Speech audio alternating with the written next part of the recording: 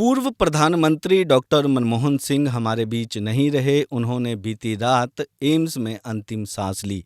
आज उनके व्यक्तित्व के बारे में हम बात करेंगे। हमारे साथ मौजूद हैं सीनियर जर्नलिस्ट दुर्गेश गाजरी। गाजरी साहब, डॉक्टर मनमोहन सिंह हमारे बीच नहीं रहे। पहले तो उनके व्यक्तित्व की बात की जाए तो किस तरह का उनका जीवन रहा, किस तरह से वो एक फाइनेंस मिनिस्टर से प्रधानमंत्री बने, उसके बारे में हम ज़रूर जानना चाहेंगे।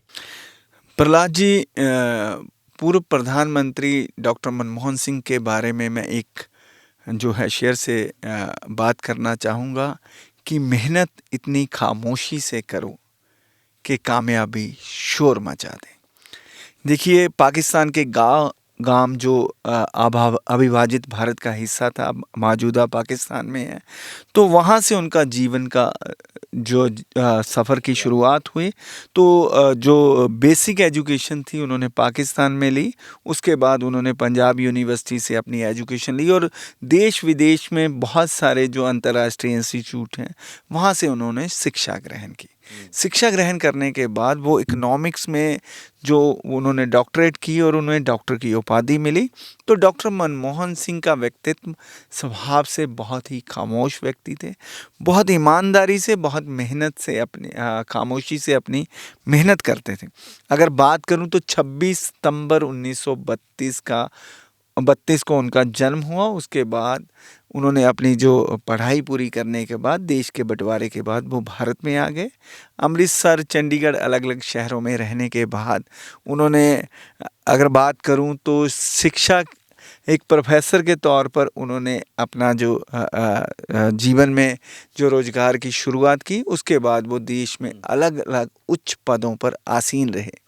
रिजर्व बैंक ऑफ इंडिया के गवर्नर भी रहे। तो बहुत से जो नोट हैं उन नोटों पर डॉक्टर मनमोहन सिंह के आपको सिग्नेचर देखने को मिल जाएंगे। यूजीसी के चेयरमैन रहे, प्लानिंग कमीशन के वाइस चेयरमैन रहे और 1991 में वो भारत के वित्त मंत्री बने। जब वो भारत के वित्त मंत्री बने, डॉक्टर मनमोहन सिंह, नरसिम्हा राव सरकार में वो वित्त मंत्री बने, तो उस वक्त जो भारत की आर्थिक कंडीशन थी बहुत खराब थी। भारत के पास अंतर्राष्ट्रीय जो मुद्रा कोष होता है वो नामात्र के करीब बचा था। तो उस वक्त जो डॉक्टर मनमोहन सिंह को स्पेशली पूर्व प्रधानमंत्री पीवी नरसिम्हा राव द्वारा अपना वित्त मंत्री बनाया गया, तो उन पर जिम्मेवारी थोपी गई कि भारत की जो विकास गाथा का सफ़र है वो आप शुरू करेंगे।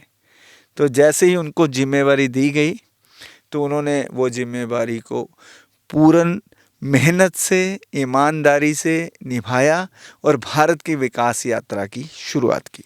उनके फाइनेंस मिनिस्टर जब उनको बनाया गया 1991 में, तो वो स्टोरी भी बहुत दिलचस्प है। वो घर पर थे, उनको एक कॉल जाती है। उस समय प्रधानमंत्री वीपी नरसिम्हा राव थे। तो उनको पहले तो उन्होंने कट कर दिया, उनको लगा कि शायद कोई मजाक कर रहा है। फिर दोबारा उनको जब फ़ोन किया तो इसके बारे में ज़रूर इंटरेस्टिंग ये बहुत बिल्कुल प्रहलाद जी, जिस वक्त उनको कॉल आया वो उस वक्त यूजीसी के चेयरमैन थे, यूनिवर्सिटी ग्रांट कमीशन के चेयरमैन थे। तो उनको एक कॉल आती है प्रधानमंत्री ऑफिस से कि आपको नरसिम्हा राव साहब, देश का केंद्रीय, हाँ, कि आप जो है यूनियन फाइनेंस मिनिस्टर बनेंगे। तो उनको लगा कि कोई मजाक कर रहा है, उन्होंने फ़ोन कट कर दिया। तो अगले दिन फिर कॉल आता है, प्रधानमंत्री खुद फ़ोन करते हैं, कहते हैं और गुस्से से बात करते हैं कि आप भारत के प्रधानमंत्री जो हैं वो गुस्से से बात करते हुए कहते हैं कि आप भारत के वित्त मंत्री होने वाले हैं। तब उनको यकीन होता है कि वो भारत के फाइनेंस मिनिस्टर का पदभार संभालने वाले हैं, क्योंकि एक अर्थशास्त्री के रूप में डॉक्टर मनमोहन सिंह का लोहा पूरी दुनिया मान चुकी थी। तो नरसिम्हा राव एक दूरदर्शी व्यक्ति थे, तो उन्होंने भारत की विकास गाथा की जिम्मेवारी जो थी वो डॉक्टर मनमोहन सिंह के कंधों पर सौंप दी। और एक दिलचस्प बात भी ये है कि वित्त मंत्री रहते हुए उन्होंने गैट समझौता किया। अब जिसे IMF का नाम दिया जाता है, उस वक्त इसे गैट समझौता कहा जाता था। तो अंतर्राष्ट्रीय जो कंपनियां थी, जो प्राइवेट प्लेयर थे, उनके लिए उन्होंने जो है रास्ते खोल दिए। अब इससे पहले क्या था कि भारत में जो लाइसेंस सिस्टम था, कि कोटा सिस्टम जिसको बोलते हैं ना, ये इस चीज़ का कोटा, सीमेंट का कोटा, कैरोसिन तेल का कोटा, लोहे का कोटा, किसी भी इंडस्ट्री में, किसी भी क्षेत्र में कोटा सिस्टम लागू था। तो उन्होंने सबसे पहले इस कोटा सिस्टम को ख़त्म किया।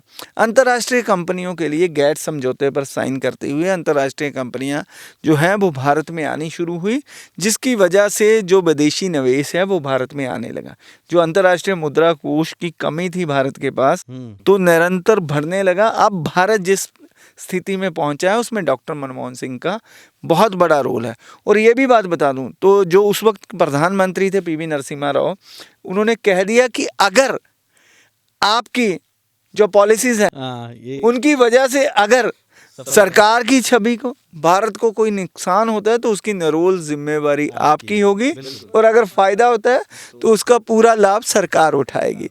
तो इतने बड़े प्रेशर में भी डॉक्टर मनमोहन सिंह जैसे खामोश और आत्मीयता से काम करने वाले एक व्यक्ति ने भारत को इस मुकाम पर ला खड़ा कर दिया कि भारत अगर आज उनका कर्ज उतारना चाहे तो कभी नहीं उतार सकता। दुर्गेश जी, बतौर प्रधानमंत्री बात की जाए डॉक्टर मनमोहन सिंह की, तो वैसे तो उनको काफ़ी क्रिटिसाइज़ भी किया जाता रहा, विपक्ष द्वारा उनको काफ़ी उनके साथ मौन प्रधानमंत्री के रूप में उनको कहा जाता रहा कि ये मौन प्रधानमंत्री हैं। कई उनके ऊपर मीम्स भी बने। तो किस तरह से बतौर प्रधानमंत्री उनकी छवि रही? उनके डिसीजंस की बात की जाए तो वो तो डिसीजंस बहुत ज़्यादा होंगे गिनती में, बट जो ऐसे डिसीजन जो कभी भुलाए नहीं जा सकते, जिनको हमेशा जो आने वाले समय में लोगों को बहुत ज़्यादा उनकी नीतियाँ फ़ायदा पहुंचाने वाली हैं, उनके बारे में ज़रूर बात करेंगे। देखिए, जब कोई व्यक्ति नेक नियति से काम करता है तो उसका फ़ायदा आम लोगों को ज़रूर होता है। डॉक्टर मनमोहन सिंह ने अपने निजी जीवन में अगर बात करें तो पूर्णतः ईमानदारी से काम किया है।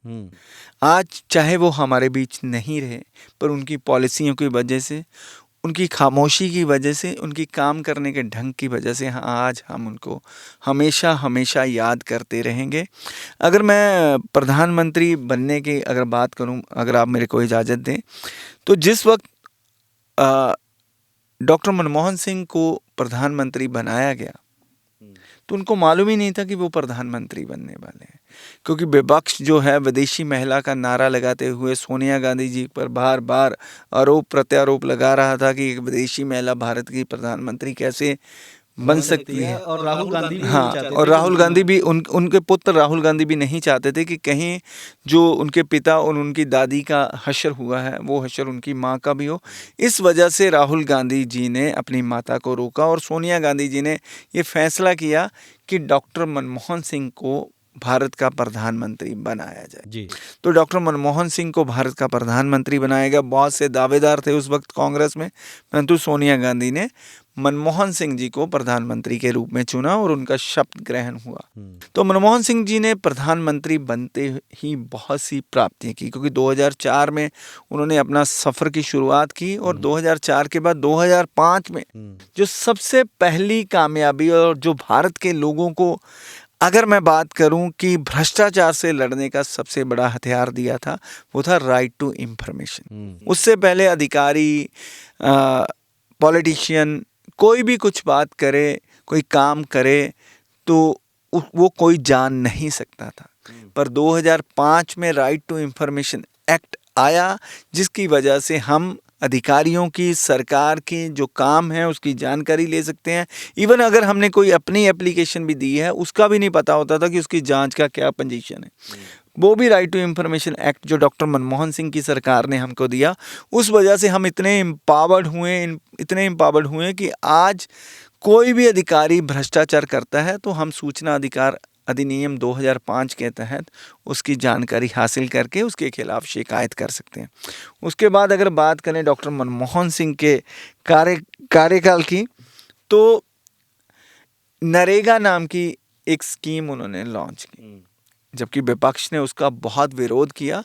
नरेगा का मतलब ये था कि नेशनल रोजगार गारंटी स्कीम थी कि जो लोग गांव में काम करते हैं तो उनके लिए साल में 100 दिन का रोजगार जो है वो उनके नज़दीक ही मुहैया कराया जाए।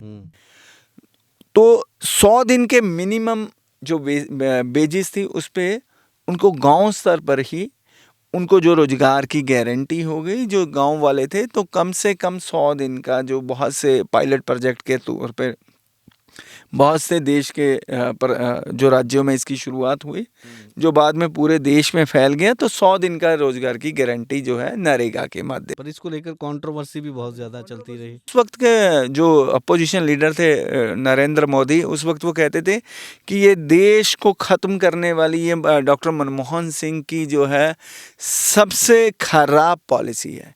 परंतु जब वो खुद प्रधानमंत्री बने तो उन्होंने सिर्फ इसका नाम बदला, मनरेगा कर दिया, महात्मा गांधी नेशनल रोजगार गारंटी स्कीम कर दिया। उन्होंने भी इसको बंद नहीं किया। फूड सिक्योरिटी के लिए उन्होंने एक बिल लाया, ये भी एक क्रांतिकारी बिल था। देश के नागरिकों के लिए खाने की व्यवस्था करना, उनकी सिक्योरिटी करना अपने आप में एक अलग ही कदम था। अंतर्राष्ट्रीय स्तर पर भी इस बिल की चर्चा हुई और भारत दुनिया का पहला राष्ट्र बना जिसने ऐसा बिल जो है वो संसद में लाया, उसको पास किया और कानून बनाया। और विपक्ष, मीडिया और जगह जगह इसकी आलोचना भी हुई, पर डॉक्टर मनमोहन सिंह का ये जो बिल था, ये बिल की वजह से डॉक्टर मनमोहन सिंह को याद रखा जाएगा।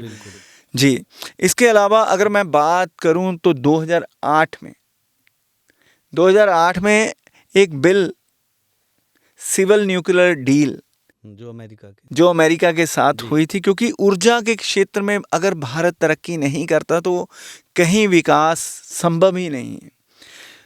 ऊर्जा का सबसे बड़ा स्रोत जो है आज यूरेनियम है। यूरेनियम, परमाणु अणु, जो भी हम उसको कहें, अगर उस इतने से पदार्थ से हम पूरे राज्य को हफ्ता भर जो है रोशन कर सकते हैं, तो एक सिविल न्यूक्लियर डील जो डॉक्टर मनमोहन सिंह के कार्यकाल में हुई, वो उनका एक सराहनीय कदम था, जिसकी वजह से उनकी अपनी सरकार भी संकट में पड़ गई।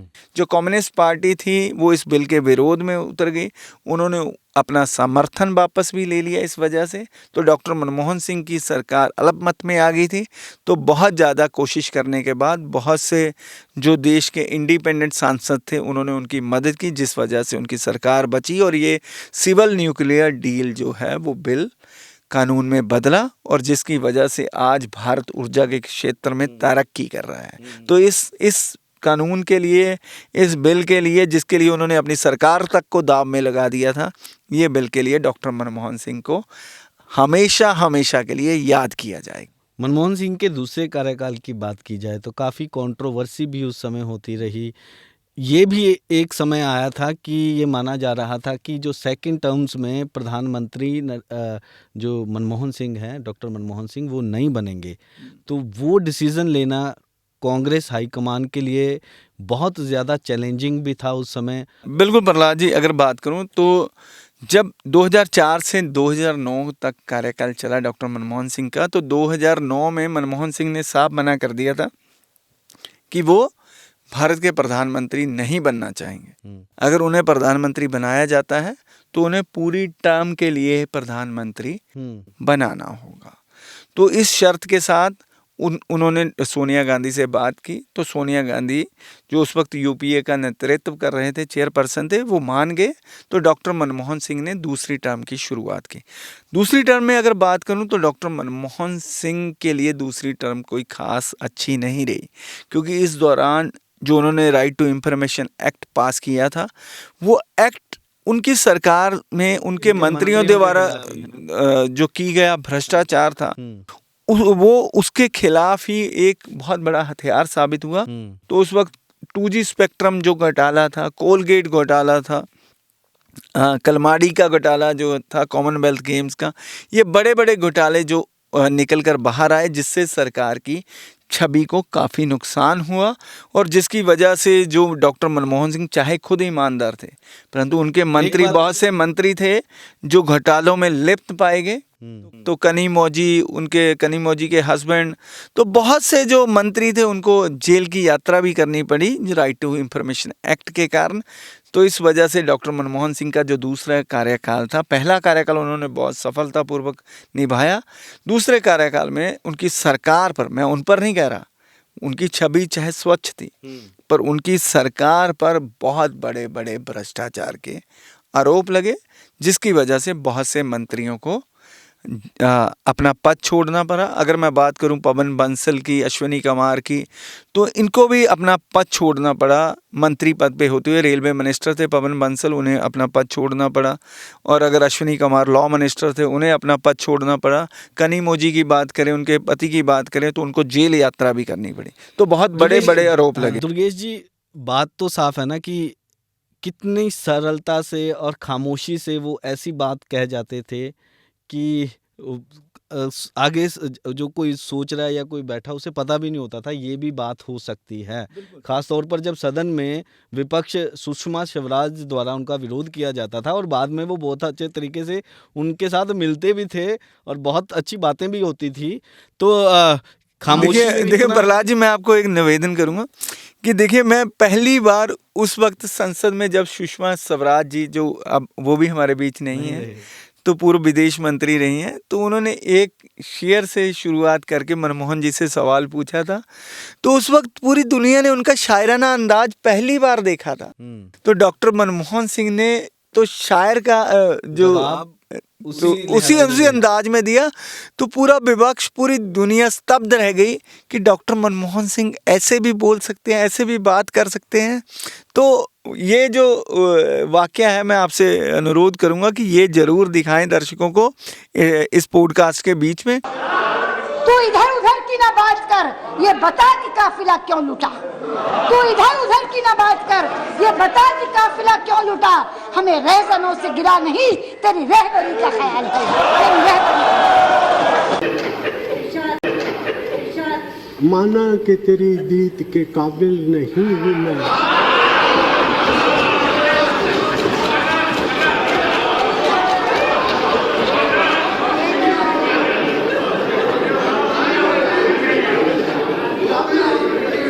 माना कि तेरी दीद के काबिल नहीं हूँ मैं, तू मेरा शौक तो देख, मेरा इंतजार देख।